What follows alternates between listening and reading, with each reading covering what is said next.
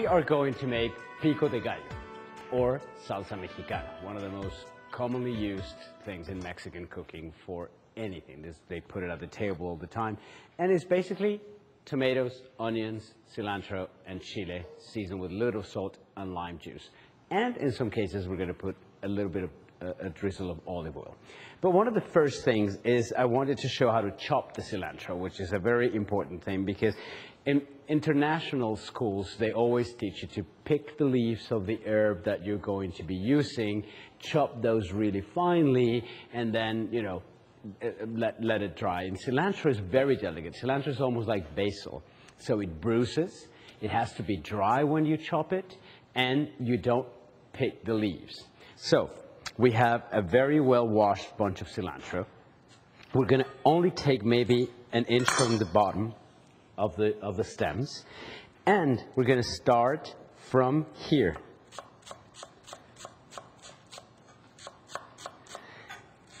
I'm going to go all the way. When I start getting into the leaves, I need to start rolling it. Why? So I keep the leaves all tied together.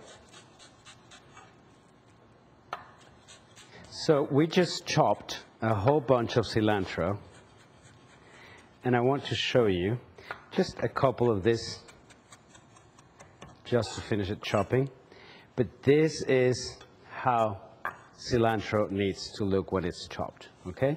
Then you toss it around, and that is chopped cilantro. Okay, so it's very different, you know, the amount of cilantro that you will use if you only used the leaves and chopped them really finely, like in French cooking. Then your sauce will be terribly awful because it will be too much cilantro used. Okay, so we have some very nicely diced tomatoes. We're going to add chopped onions.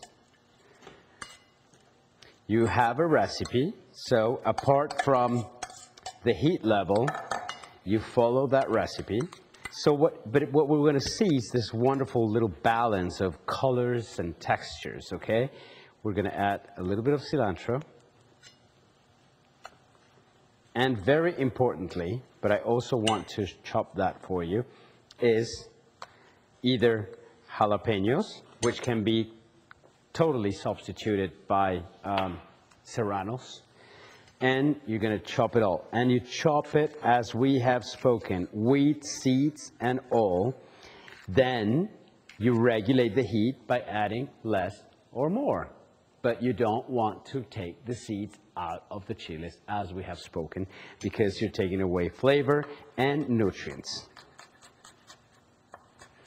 So the technique will be, you chop the chiles, as many as you want. You can chop, you know, 10, 12, 50 chiles, have them all in a bowl, and then add chile incrementally until you are happy with the heat level of your sauce.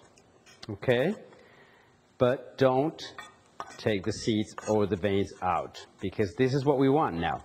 Right now, what we're looking for into this chile, it's the beautiful green smell of it, but we are using it to add heat to our salsa.